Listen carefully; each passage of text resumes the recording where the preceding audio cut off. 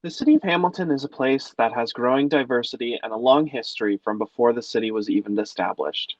As a team of students from Redeemer University, we were able to take a little dive into the history of Hamilton and its neighborhood of Stinson through our collaboration with City Planning and City Lab in order to create a short statement about the Stinson neighborhood.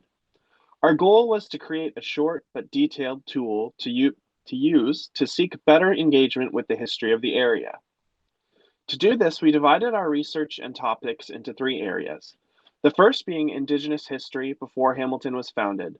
It is an incredibly important part of diving into local history to see what we know and to look for what we can find out about the Indigenous peoples that lived on the land that we now inhabit.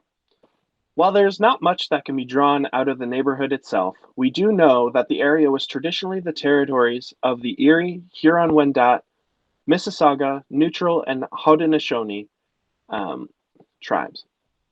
The second was the founding of of Stinson and its history from the time it was built. The third was the properties that have been already fully the third was the properties that have already been fully designated and put into the City of Hamilton bylaws.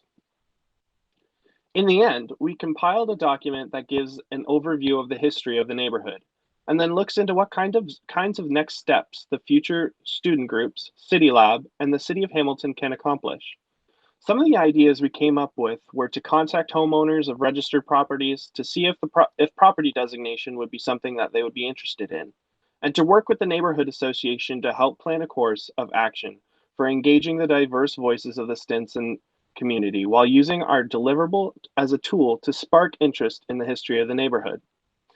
Ultimately, this kind of work isn't done in a day, but we were glad to be able to produce something that can be placed down as a stepping stone for the future discourse about Stinson's history and the history of Hamilton as a whole.